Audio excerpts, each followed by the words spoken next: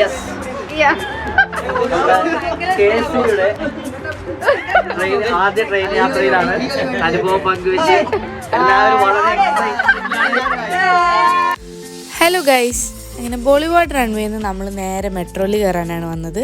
10-12 പേര് കാർഡ് വെച്ച് വന്നപ്പോഴത്തേന് അത്യാവശ്യം സമയമെടുത്തു. ഈ വരുന്ന ആളറിയെങ്കിലും ഒന്ന് കമൻറ്റ് ചെയ്യണേ. അങ്ങനെ എല്ലാവരും ഭയങ്കര എക്സൈറ്റഡ് ആണ്.